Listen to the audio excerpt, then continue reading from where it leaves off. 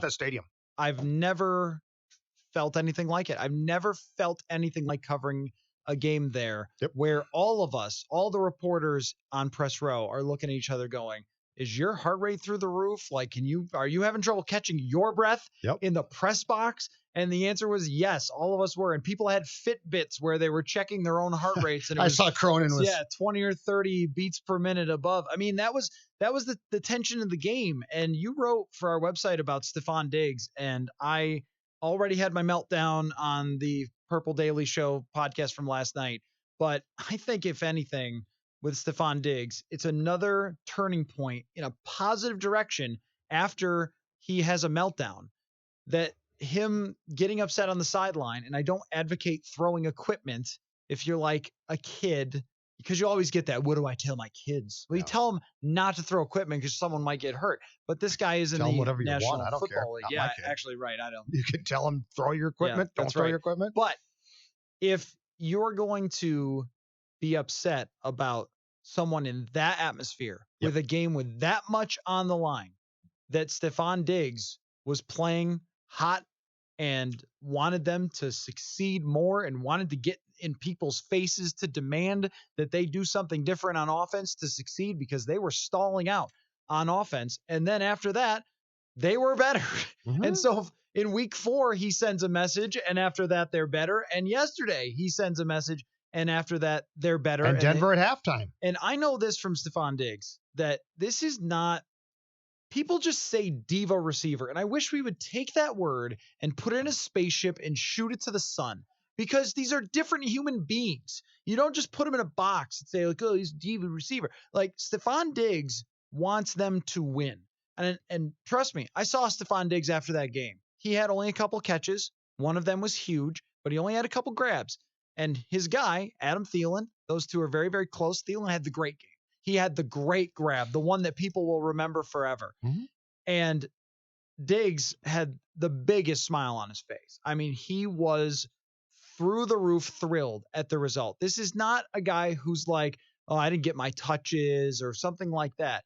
He knows that this team is good. He wants to win, and he's the one guy who will do that. Delvin Cook's not going to go yell at people. Kirk Cousins, when he yells at people, it's hard to take seriously. And I almost would say the same thing for Adam Thielen. And that's not Kirk. And it's just not him. And Thielen doesn't come across well when he does it either.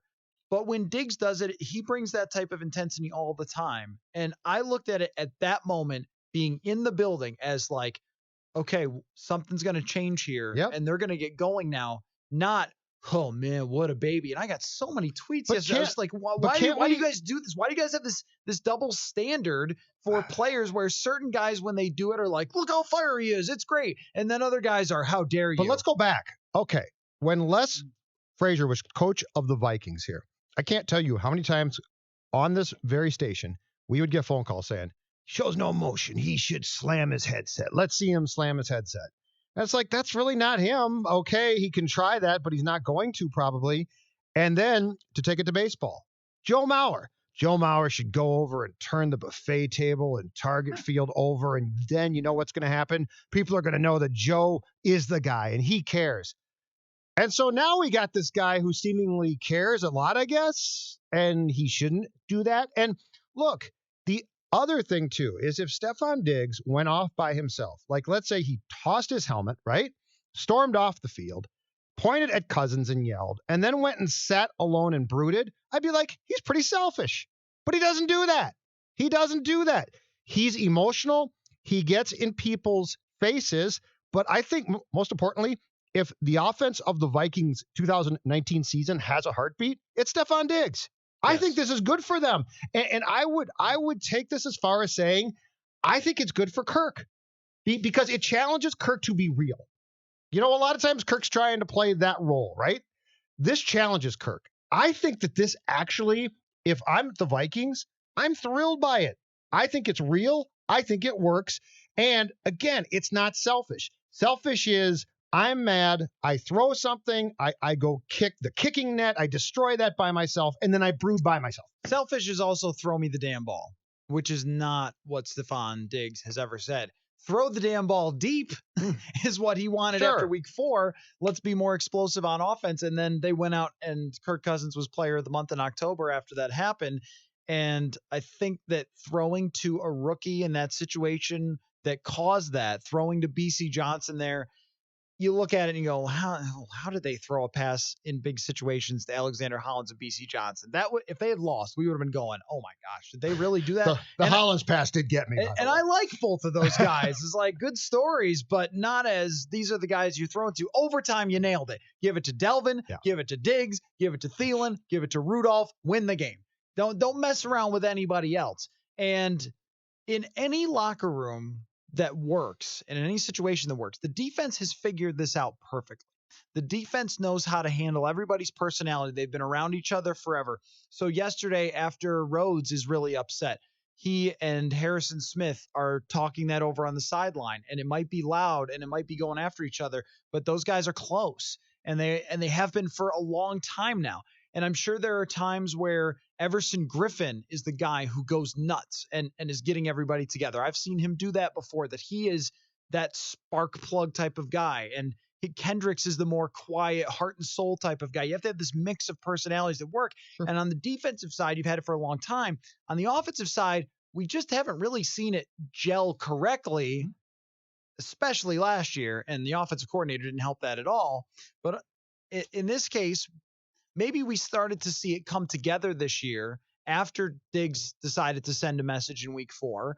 And then here in the playoffs, when they needed it the most for somebody to be the fiery guy, you have Cousins, who's going to be the analytical person, and he's never going to get in people's faces or whatever. It's not going to be that throw a helmet or throw a clipboard and everybody's like, oh, I can't believe we let down Kirk. The Tom Brady thing. That's not him. That wouldn't be authentic. If he did it, everyone would be like, is he really doing this right now? They'd laugh. But with Diggs, it's authentic. Everyone knows that he burns hot. And that was, in my mind, a key moment in the game to get them back on track.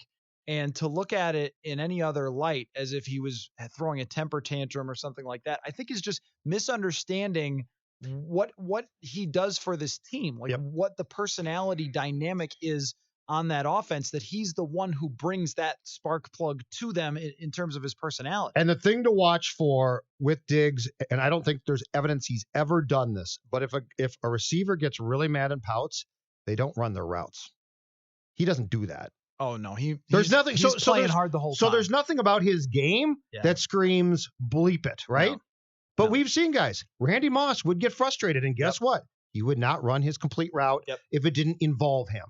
So for Diggs, I think that there's a misunderstanding by the way he acts that it's somehow bad for this team, when I would say the converse is absolutely true. I think it helps them. If he does not go off, and I don't mean just the touchdown catch, in the Denver game, if he does not get that engaged, Diggs, they don't win that game. Oh, there's no question he single-handed, his meltdown single-handedly did something for Kirk that Kirk can't do for himself. But that's not a bad thing. But Diggs knows that. He's smart. He's a really smart dude. And so I think this whole thing about, Stefon needs to just put aside. No, he's helping your team. And you can't be the same person that told me Joe Mauer didn't have passion, and now this guy does. And now you're saying, well, I don't like that. Well, so what do you want? I also think, too, that if you are a fan of the Vikings, that how is this guy not like your guy? I mean, how is he not one of your favorite players? Somebody who's always desperately wanting to win is the thing that we're watching for all the time. And I don't like the double standard that certain players get praised for it, certain players get criticized for it. It's the same thing. And I have a great appreciation for competitors like Stefon Diggs. And the other thing, too, is it's very hard to explain. And you could not have explained it to me until I sat there in that dome to understand how it feels to be there in that atmosphere. It's intimidating. I'm sure in a regular season game, it's pretty fun. But in a playoff game, it's next level. It's like nothing I've ever been a part of before as a reporter. I have never heard a building that loud, that raucous. The sound system is insane in that building. And also, it kind of feels like it might come down on you, which is kind of a crazy feeling as well. And you're high now, right? Yeah, way up. It didn't used to be that high. Yeah. But that building is as much also, Matthew, natural noise as I've ever heard. Like genuine noise. Yes. This place here is loud.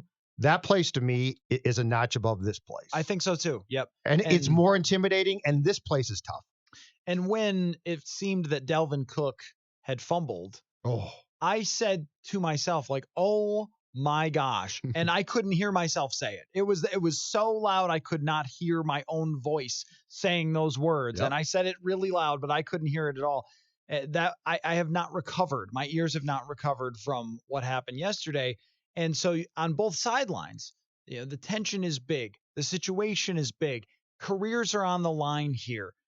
This might be it for Breeze. This might be it for Zimmer. Like we don't know, right? That a lot of things are going to be shaped by this game. A lot of people are saying, including even us, that maybe the strongest team in the NFC was the Saints overall. And if you fall apart and you're the Saints, you're really upset too. And they're yelling at each other on the sideline because things are going wrong, because that's what it's like to be inside that building. So that's just, I'm glad you wrote about it, because I could not stand seeing those comments yesterday. Well, people were doubling down too. I was amazed.